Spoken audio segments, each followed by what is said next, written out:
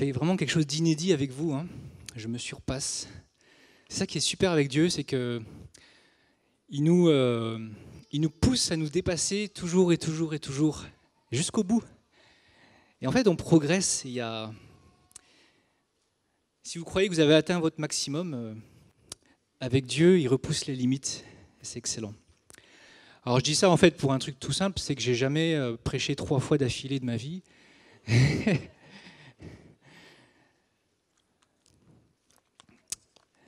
Donc comme le disait Jasmine, je vais continuer sur cette mini-série que finalement j'ai faite à moi tout seul.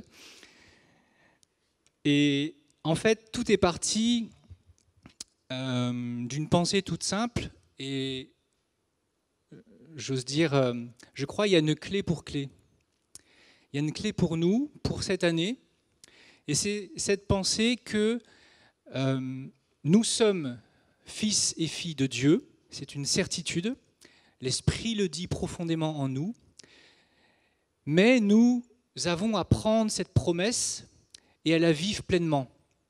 Nous avons à nous saisir de cette vérité et à la vivre, à l'appliquer, c'est-à-dire à devenir des fils et des filles de Dieu.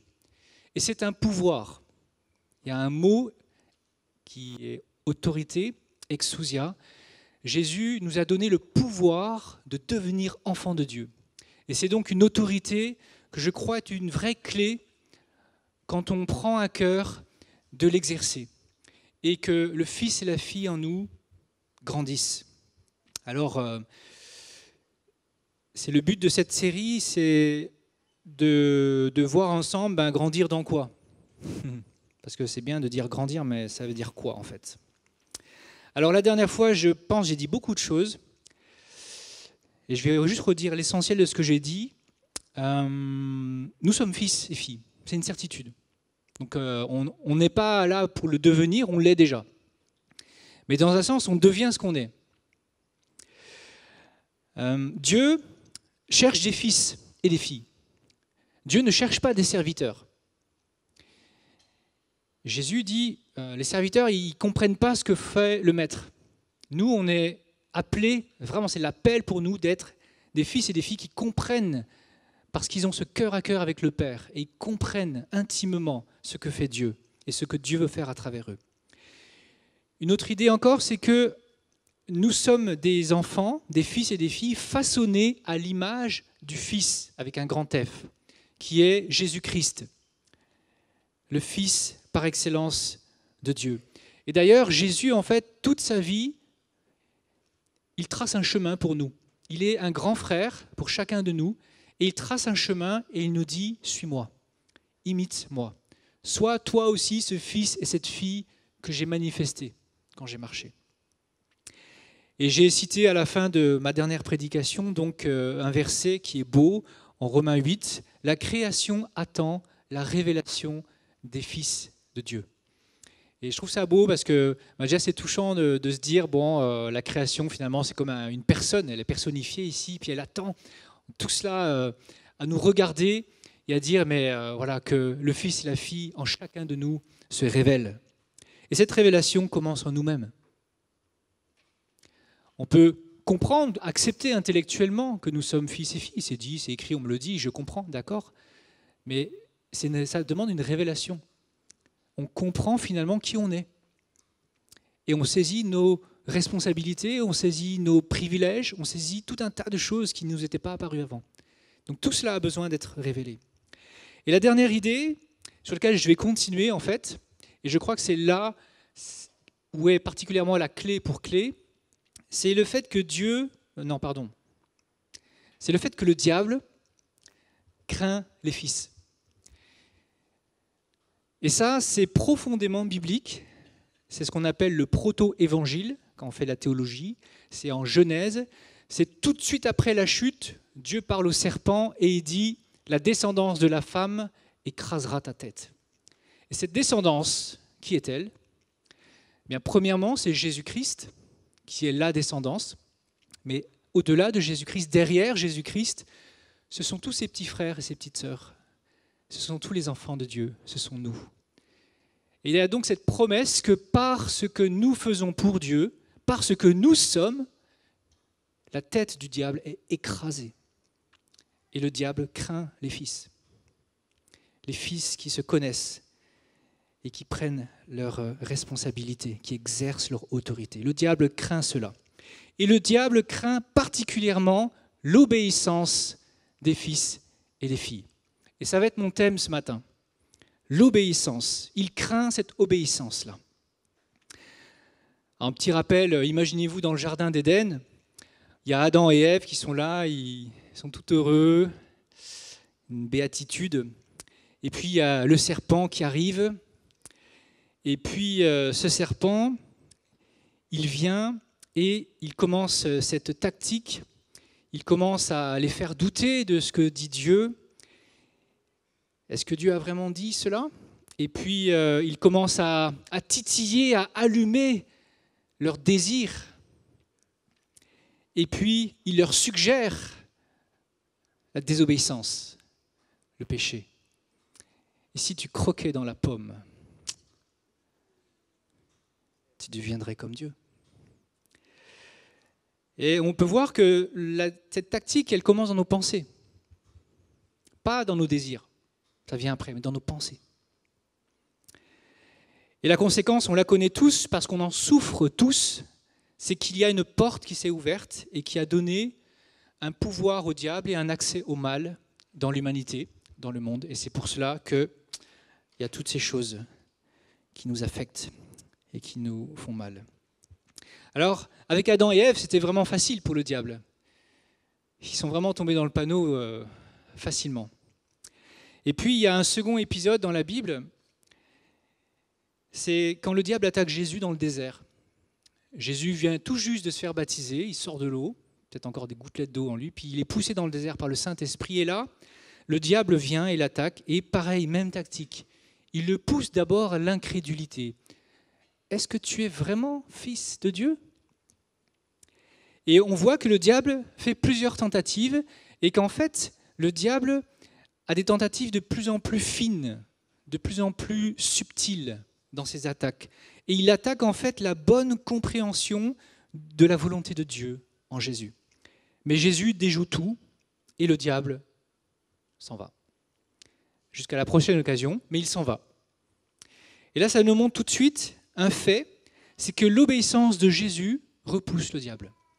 Que notre obéissance repousse le diable. Simplement parce qu'il n'a pas d'entrée, il n'a pas d'accès, il est bloqué. Jésus disait un moment à ses disciples, « Le diable n'a rien en moi ». C'est-à-dire que le diable a essayé, mais il n'a trouvé aucun levier, aucune porte d'entrée, ce qui fait qu'il ne peut rien faire. Alors mon but ce matin, c'est de nous parler de notre obéissance. Notre obéissance en tant qu'enfant de Dieu. Notre obéissance à Dieu, premièrement. Et peut-être qu'au cours de ce message, vous allez être repris par le Saint-Esprit qui va vous montrer un point bien précis. Et dans ce cas-là, je veux vraiment vous encourager à écouter ce que vous dit l'Esprit. Mais je veux dépasser ce point, je veux aller plus loin que cela. Et je voudrais que se réveille en nous le désir d'obéir à Dieu. Plus que accepter d'obéir à Dieu puisqu'il le faut, mais le désir, vouloir progresser dans notre obéissance. Voilà, c'est ça que j'aimerais, c'est mon but. Alors pour cela, je crois que la meilleure des choses, c'est de commencer par regarder Jésus. Regardez l'obéissance de Jésus-Christ. Et il y a un verset, alors c'est la deuxième slide, Yuli, en Hébreux 5:8, qui nous dit « Il a appris, bien qu'il soit fils, l'obéissance par les choses qu'il a souffertes. » Dans l'Épître aux Hébreux, Jésus est présenté magistralement comme le Fils dans les premiers chapitres, et puis après on voit toute son œuvre, tout ce qu'il a fait. Et il y a cette phrase qui est étonnante, parce qu'on se dit quand même, c'est Jésus. Il n'avait pas besoin d'apprendre l'obéissance, c'était inné chez lui, c'était facile. Et en fait, non. Il a dû apprendre, bien qu'il soit fils, l'obéissance par les choses qu'il a souffertes. Parce que Jésus a dû accepter la volonté d'un autre que lui-même. Et ça, c'est pas facile. La volonté du Père et non la sienne. Et puis, sur le chemin de l'obéissance, il a rencontré la souffrance. Vous savez, c'est facile d'être obéissant quand tout va bien, mais quand ça commence à faire mal, c'est là où on voit où on en est par rapport à la question. Et Jésus, on le sait, a souffert.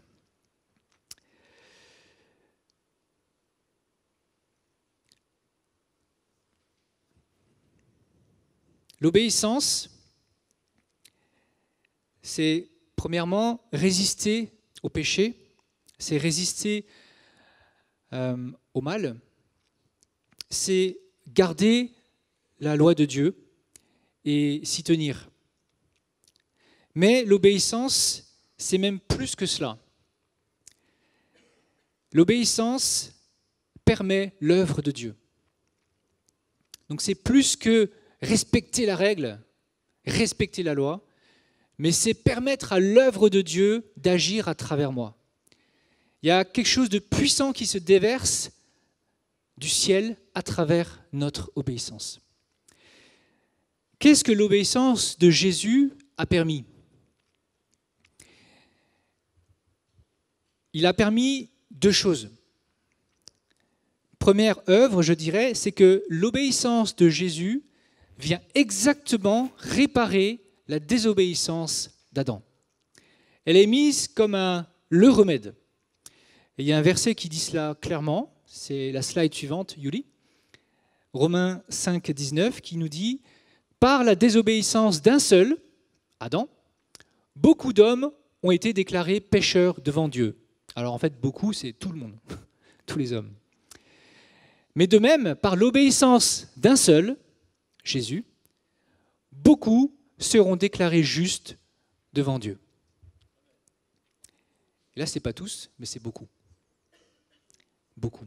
Tous ceux qui vont accepter ce que dit Jésus. Et ça nous montre que l'obéissance a un immense impact. Parce qu'elle ouvre une voie pour Dieu pour déverser sa grâce. Mais la désobéissance a aussi un impact. Elle empêche Dieu d'agir, et puis même, parfois, elle ouvre carrément des voies pour le diable. Alors là, j'ai une petite histoire à vous raconter à ce propos, pour vous montrer que finalement, l'obéissance n'est pas qu'une affaire entre Dieu et moi, mais que ça a un impact plus large. J'ai compris à quel point j'étais français en allant en Allemagne. Et vous connaissez un tout petit peu mon histoire. J'ai un papa vietnamien, j'ai une maman française. C'était un peu compliqué pour moi à l'adolescence. Du coup, je me disais, moi, je me sens pas français en fait. Ouais, je suis un peu des deux, je suis peut-être le meilleur des deux, je sais pas. Mais je me sentais pas français. Et puis je me suis marié avec Heike, qui est donc une Allemande, une vraie Allemande, berlinoise. Et donc j'ai pu aller en Allemagne. Et j'aime beaucoup l'Allemagne. Mais là-bas, j'ai réalisé et j'ai apprécié mon côté français. Mais j'ai réalisé. Et vous savez, quand on va dans un pays étranger, j'imagine que ça fait ça partout, mais en Allemagne, on peut découvrir des choses qui existent en France, mais qu'on ne voit pas, dont on n'a pas vraiment conscience, des choses qu'on ne calcule même pas. Mais qu'en Allemagne, on calcule tout de suite. Alors je veux parler du feu pour les piétons. Alors moi, j'ai grandi dans le sud de la France, à Marseille en plus, et on se demande à quoi servent les feux pour piétons. C'est de la déco, ça coûte beaucoup d'argent en plus, mais je ne crois pas que ce soit très utilisé. Et vous savez qu'en Allemagne, quand vous traversez en tant que piéton au rouge, c'est très grave. C'est grave. Les gens, ils vous fusillent du regard et parfois, ils vous reprennent. Et là, quand tu es français, ça te fait tout drôle, quoi. C'est une douche froide. Tu dis, mais qu'est-ce qu'ils me veulent ? Mais en quoi ça vous regarde ? Au début, tu es choqué, quoi. Tu dis, mais de quoi ils se mêlent, les gens, là ?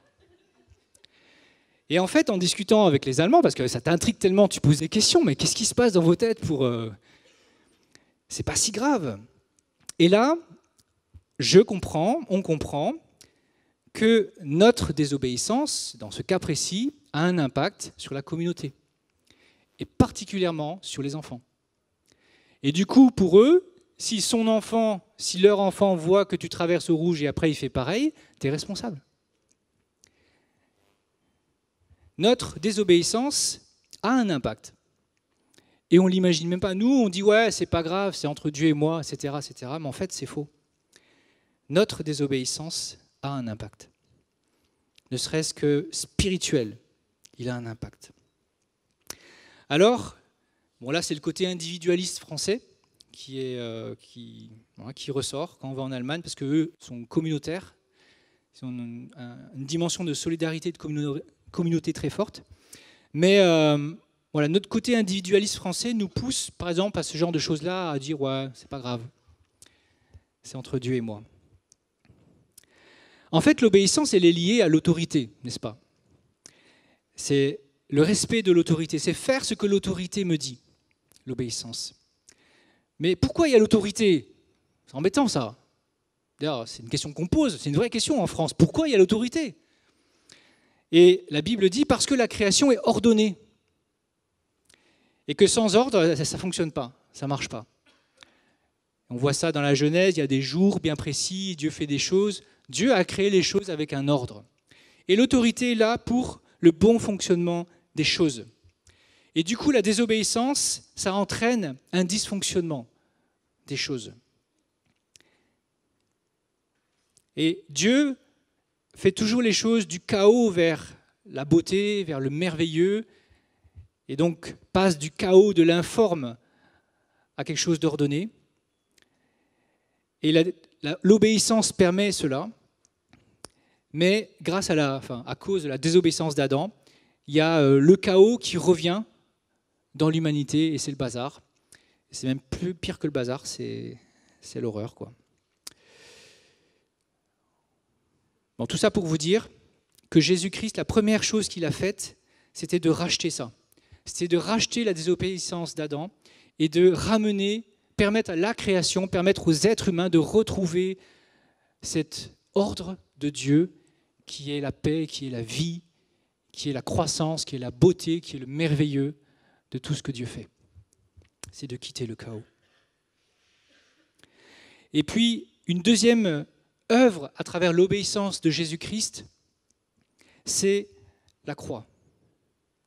C'est la rédemption. C'est le fait que, par son obéissance, il est allé jusqu'au bout, jusqu'au sacrifice de la croix, et c'est ça qui a permis à Dieu de ramener la vie en nous. Et donc il y a un verset qui parle de cela Non, c'est pas ça. Ah, je l'ai pas mis celui-là, mince. Bon, je vous le lis. C'est en Philippiens 2,8. Il nous est dit que Jésus s'abaissa lui-même en devenant obéissant jusqu'à subir la mort sur la croix. C'est extrême quand même. Là, on a un exemple extrême. L'obéissance jusqu'à la mort. Il y a un truc qui est complètement fou avec Jésus, c'est que sa destinée, sa mission sur terre, c'était de mourir. Il est né pour mourir. Et j'ai envie de dire, c'est le seul. On n'est pas créé pour mourir. Mais Jésus, lui, il est venu pour mourir. Et personne ne meurt facilement. Parce que ce n'est pas dans l'être humain, ce n'est pas dans les gènes de mourir. On est programmé pour vivre éternellement. Et donc ça a demandé à Jésus toute sa force, toutes ses ressources pour obéir jusqu'à la mort. Et dans ce passage qui est projeté, on a un peu l'envers du décor de ce moment où il va à la croix. En hébreu, on peut lire « C'est lui qui, dans les jours de sa chair, a présenté avec de grands cris, avec larmes, des prières et des supplications à celui qui pouvait le sauver de la mort. Et il a été exaucé à cause de sa piété. Il a appris, bien qu'il soit fils, l'obéissance par les choses qu'il a souffertes. » Le sacrifice de Jésus était un acte d'obéissance.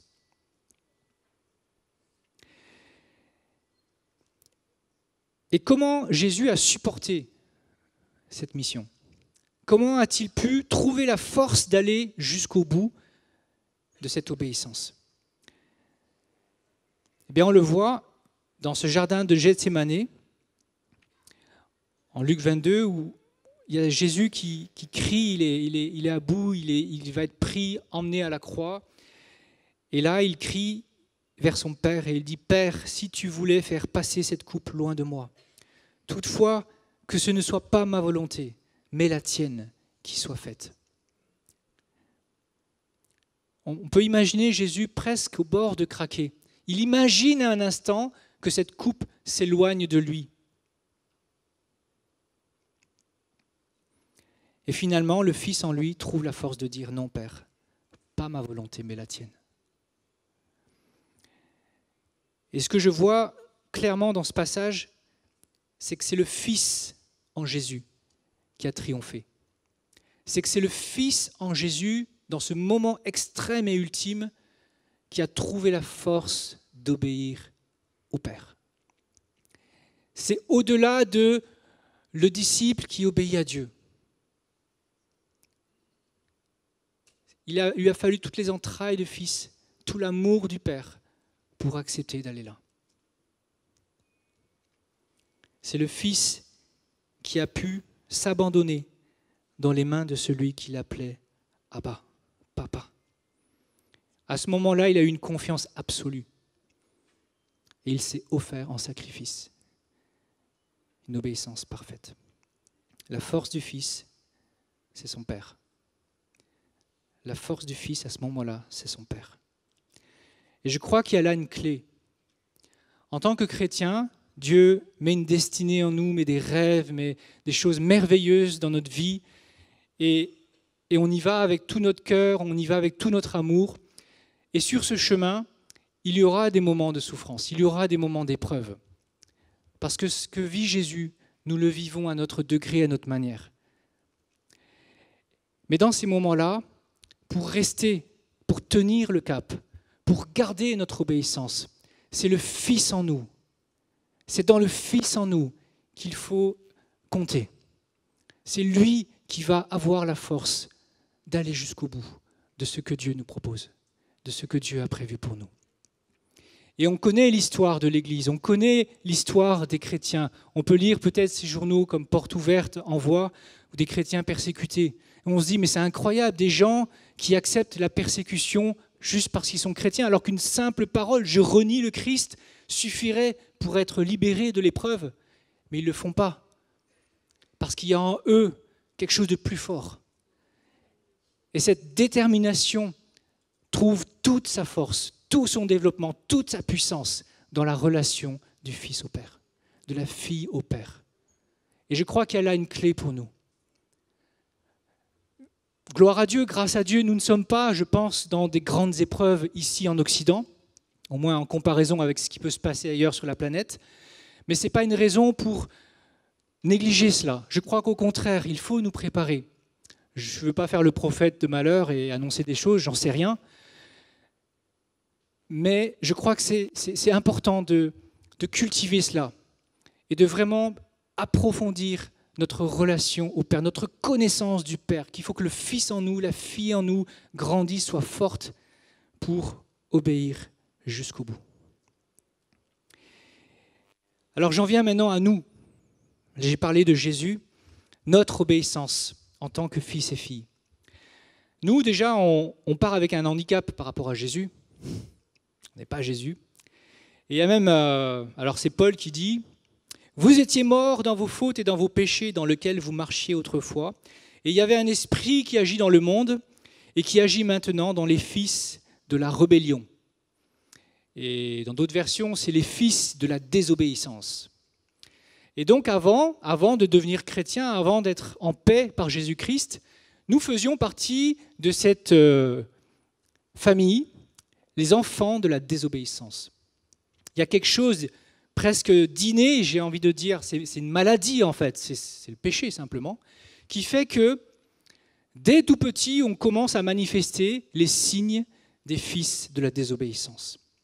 Et c'est pour cela que nous avions besoin de naître de nouveau. Être chrétien, ce n'est pas « Ah, maintenant je décide, ça va changer, ma vie va changer, je vais aller à l'église tous les dimanches, etc. etc. » C'est bien ça, mais ce n'est pas ça. Ce n'est pas ça du tout. Ce qui se passe, c'est tu es né de nouveau. Et c'est peut-être quelque chose que tu n'as pas senti, mais c'est une vérité à saisir par la foi. Dieu nous fait naître de nouveau. Et c'est cette nouvelle nature en nous, le fils et la fille qui est né, qui est capable de ne plus faire partie de ces fils de la désobéissance, mais d'appartenir justement à cette famille qui obéit et qui trouve sa joie dans l'obéissance.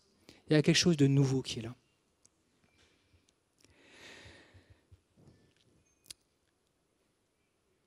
Nous sommes nés de nouveau. Et en plus de cela, nous avons reçu un appel, comme les marins. Des fois, on a ces images des marins, ces petits films, ces histoires des marins, l'appel du large. Il y a quelque chose qui le pousse à quitter tout, peut-être même sa belle, parce que l'appel du large est plus fort. Et nous, en fait, on a un appel qui est irrésistible, irrépressible en nous. Et peut-être on l'imagine, on l'a intuitivement, mais la Bible en parle comme un appel pour la gloire. On est en fait sur une route vers la gloire. Alors ça peut paraître bizarre, je ne sais pas si vous êtes déjà arrêté pour réfléchir à ça. Dieu dit à plein de reprises, notamment en Romains 8 et en Hébreux 2, que le Père aime et veut conduire ses fils à la gloire. Et pour cela, ils suivent Jésus sur le chemin. Et donc, le bout du chemin, la fin du chemin, ce n'est pas la croix, c'est la gloire. Peut-être ça passe par une croix, mais après la croix, parce que ce n'est pas la fin, il y a la gloire. Et c'est vrai que quand on devient chrétien, il y a quelque chose de beau qu'on peut capter, qu'on peut des fois capter dans la louange, dans ces temps d'adoration. On sent qu'il y a quelque chose de merveilleux, d'indescriptible. On ne trouve même pas les mots pour exprimer tellement c'est beau. Notre destinée, c'est ça. Et tout ce qu'on fait sur la terre, finalement, c'est ce chemin qui mène à la gloire et ce chemin qui parle, qui témoigne de cette gloire et qui même répand de cette gloire autour de nous. Quand on témoigne, quand des gens entendent notre témoignage, quand ils sont touchés, quand ils viennent à Jésus, il y a une gloire qui vient. Il y a une gloire qui se déverse. Mais aussi, on sait que dans notre vie chrétienne, des fois, on a l'impression de tout perdre. Et on a l'impression de ne pas aller vers la gloire. On a l'impression, au contraire, que finalement, devenir chrétien, c'est plus de la souffrance, c'est des problèmes. Et ça, c'est aussi quelque chose que Jésus a bien montré. Parce que Jésus, en fait, il fait ce mouvement, il descend, il était à la gloire, lui, il est né là-dedans, il vient de la gloire, il a quitté la gloire par son choix, il est venu sur la terre, et puis il est venu à notre niveau, et puis là, ça ne lui suffisait pas, il est encore descendu plus bas, il est devenu le pire, l'esclave des hommes, au point de mourir pour tous, à la croix. Et à partir de là, Dieu le fait remonter. Et nous sommes toujours dans la même trajectoire. C'est-à-dire que peut-être que quand on devient chrétien, on descend encore d'un niveau, on a des problèmes, on a des difficultés, mais c'est un niveau de ce qu'on appelle de dépouillement, de mort à soi-même, mais toujours pour remonter dans la gloire. Et je crois que c'est important qu'on garde cette vision de notre vie, de notre futur.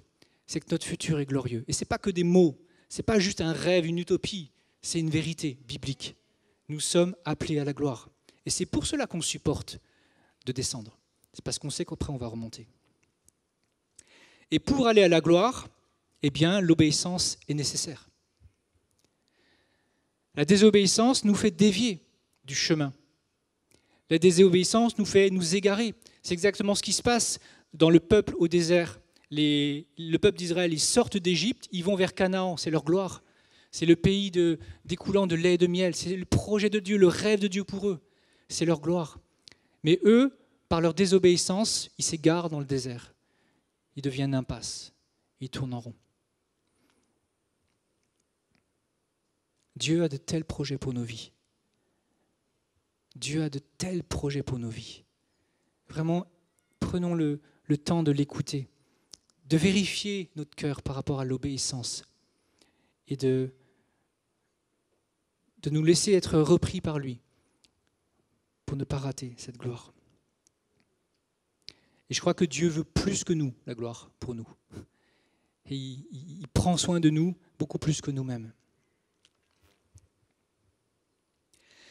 Alors, quand j'ai réfléchi sur l'obéissance, j'ai réalisé que nous avons à apprendre l'obéissance. Le Fils a appris l'obéissance, Jésus a dû apprendre l'obéissance, donc à plus forte raison nous. Et c'est vrai que l'obéissance, c'est quelque chose qui est progressif. On n'est pas toujours à un même niveau d'obéissance. Quand on devient chrétien, quand on est un petit enfant dans la foi, on obéit à la première chose qu'on comprend, mais notre compréhension s'affine de la volonté de Dieu. En fait, on obéit à la volonté de Dieu. C'est ça. Et on comprend de mieux en mieux la volonté de Dieu, et donc notre obéissance progresse. Et on le voit bien avec Moïse. Alors c'est une caricature. Moïse, à un moment dans sa jeunesse, il a grandi à la cour de la princesse d'Égypte, et puis un jour, il a une intuition, il a une pensée, il a une conviction, c'est qu'il est un Hébreu, et qu'il faut qu'il aide ses frères hébreux. Et donc, il commence à appliquer cette volonté qu'il a comprise de Dieu, et il le fait à sa manière. Et il tue un Égyptien, et ça lui fait plein de problèmes, et on connaît l'histoire. Et là, on a bien un exemple de quelqu'un qui comprend la volonté de Dieu à sa manière, selon son interprétation, et il fait les choses. Il se trompe. Alors, ce n'est pas tout le temps comme ça, bien sûr, mais ça peut arriver. Et c'est différent.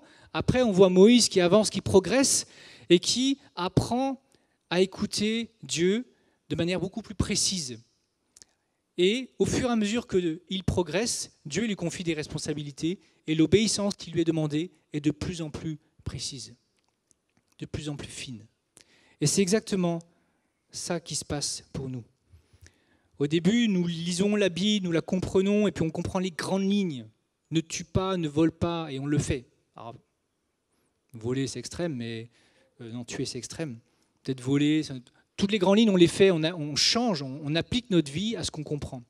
Mais il y a un deuxième niveau, c'est qu'on commence à entendre la voix de Dieu dans notre cœur, on commence à comprendre vraiment des choses que Dieu nous dit personnellement, et là aussi, on applique nos vies et on commence à lui obéir selon la voix qu'on entend. Et c'est ça qui est merveilleux, c'est que autant on n'aime pas se conformer à des règles, à des règlements, à des ne fais ceci, ne fais pas cela, mais quand on entend la voix du Père, notre cœur a envie de bouger. La voix du Père fait bouger les fils et les filles, parce qu'il y a tout l'amour dedans. Et c'est ça qui nous fait bouger. Quelles sont nos motivations pour obéir ? Moi, j'en vois 3. Il y a la peur. Un esclave, j'imagine, il obéit par peur. Sinon, il se fait taper, il se fait punir. Donc c'est la peur. C'était sûrement ça qui devait se passer avec le peuple dans le désert. Les Juifs, les Israélites dans le désert. Dieu devait se montrer terrible pour qu'ils obéissent. Et c'était par la peur. Une autre motivation, c'est la récompense. Ça, je crois, on passe tous un petit peu par là. C'est le salarié. Pourquoi il obéit à son patron ? Parce qu'il y a le salaire derrière. C'est une motivation normale, quoi, ça se vaut. Mais ce n'est pas ça que Dieu veut. On peut être comme ça en tant que chrétien, c'est facile. Hein. On veut la bénédiction, on veut être béni, alors on obéit. Et Dieu est patient avec nous, il nous aime. Donc je ne crois pas qu'il y ait vraiment de problème de vivre ces choses-là. Le problème, c'est d'y rester. C'est de rester juste sur ce mode-là. Nous sommes appelés à plus. Je crois que la motivation pour l'obéissance, celle que Dieu désire, la plus saine, c'est l'amour. Et c'est seulement un fils qui peut vraiment vivre ça pleinement. C'est l'amour du Père qui fait bouger le fils, qui motive le fils. Le fils n'est même pas intéressé par la récompense. Il est héritier, il a tout. C'est pas ça qui va le motiver, c'est l'amour du Père. Je crois que là, on a le niveau le plus haut, celui qu'il nous faut viser. Et c'est confirmé absolument par cette très belle parole en hébreu. C'est la prochaine slide, une des dernières. Hébreu 12, « Mon fils, ne prends pas à la légère la correction du Seigneur et ne te décourage pas lorsqu'il te reprend. Car le Seigneur corrige celui qu'il aime, et il châtie tous ceux qu'il reconnaît pour ses fils. Supportez la correction, c'est comme des fils que Dieu vous traite. Quel est le fils que son père ne corrige pas? On voit ici tout l'amour de Dieu. Là, Dieu parle de quelque chose de difficile, de délicat, quand on désobéit. Et là, ce qui est révélé à travers ces paroles, c'est l'absolu contraire du Père fouettard. C'est l'absolu contraire d'un Dieu au cœur dur. Quand on désobéit, il y a quelque chose en nous qui s'éveille, notre conscience, le Saint-Esprit qui utilise notre conscience, et il y a un signal rouge qui clignote. On le sait. On le sait quand on désobéit. Pas besoin que quelqu'un d'autre te le dise, on le sait. D'ailleurs, quand quelqu'un d'autre me le dit, ça me dérange, ça m'énerve, parce que je sais qu'il a raison. Mais la tendance d'un être humain, notre réaction quand on se trompe ou quand on désobéit, c'est de nous éloigner, c'est de se cacher. La faute nous coupe de l'autre, de nos parents, de notre patron et de Dieu. Et Dieu connaît notre cœur. Il connaît notre fonctionnement humain. Et il ne veut pas d'une relation maître-serviteur, disciple, obéi. Je suis le maître. Il veut cette relation de père à enfant. Et autant la désobéissance nous éloigne de Dieu, autant l'amour du Père nous ramène à lui. Et c'est par l'amour qu'il veut nous ramener à l'obéissance. Pourquoi un fils revient même honteux en baissant la tête? Moi, je suis papa poule. Et j'ai eu le bonheur d'avoir beaucoup de temps avec mes petites filles. J'ai 2 filles. Alors maintenant, elles sont plus grandes. Et je me rappelle, alors j'ai mon aînée, elle est sage, entre guillemets. Elle ne fait pas de vagues, etc. Mais la deuxième est pleine de vie, pleine de turbulences. Et donc, c'est elle que j'ai dû reprendre le plus de fois dans son enfance. Et je me rappelle, quand elle faisait une bêtise, elle mettait ses mains derrière les fesses, comme ça, et je lui disais, viens ici. Et elle venait. Elle n'emmenait pas large, elle mettait ses mains derrière les fesses et se protégeait comme ça, mais elle venait. Et ça fait fondre le cœur d'un père. Elle vient. Pour moi, ça montrait qu'il y a quelque chose de réussi. Parce qu'elle sait que je l'aime. Et même si elle sait très bien qu'elle a fait une bêtise qu'elle n'aurait pas dû, elle a cette force de venir vers moi, son père, parce qu'elle sait que je l'aime. Et c'est pas que je lui donnais jamais de fessée, j'ai fait ça. Mais elle venait quand même. Parce qu'il y avait l'amour. Et avec Dieu, c'est ça. La correction parle d'amour. La correction parle d'amour. Elle dit, je sais que tu peux changer, que tu peux devenir meilleur. Je crois en toi. Elle dit, je ne te laisserai pas t'abandonner à quelque chose qui n'est pas beau, qui n'est pas bon, qui te flétrit, qui gâche ta vie et peut-être celle d'autres. Je ne te laisserai pas faire ça. Je ne te laisserai pas te détruire parce que je t'aime. Elle te dit, je vois, il y a ce piège qui va se refermer sur ta vie et je ne veux pas que tu le fasses. La correction, c'est de l'amour. Avec Dieu, c'est de l'amour. Et j'avais cette pensée pendant la louange que Dieu, à travers ce qu'on vit avec lui, veut aussi restaurer, consoler les fils et les filles brisés au milieu de nous. Ce qu'on a vécu avec notre Père terrestre a peut-être été désastreux, a peut-être laissé des marques et des blessures dans nos vies. Mais ce que Dieu veut vivre avec toi, il veut te restaurer et faire d'un fils brisé un fils épanoui, heureux, et dans les bras de son Père aimant. Il veut vraiment vous l'apprendre, puissamment, tellement puissamment. Dieu nous aime. Et je vais terminer avec cette idée que notre obéissance, motivée par cet amour incroyable, va ouvrir des portes merveilleuses pour Dieu. Ça, c'est la volonté de Dieu. Et c'est vraiment ce qu'il va faire. Alors ayons conscience de l'enjeu de notre obéissance, de tout ce qu'il y a derrière. Et acceptons cette correction pleine d'amour de notre Père. Je crois qu'on va vivre des grandes choses à Montpellier, simplement parce que c'est impossible que ce soit autrement. Dieu rêve, Dieu a des plans merveilleux, et c'est impossible qu'il n'en ait pas pour Montpellier et pour nous cette année. Et je crois que c'est en étant vraiment ses fils et ses filles proches de lui qu'on se donne toutes les chances de vivre ces projets-là. Soyons bénis.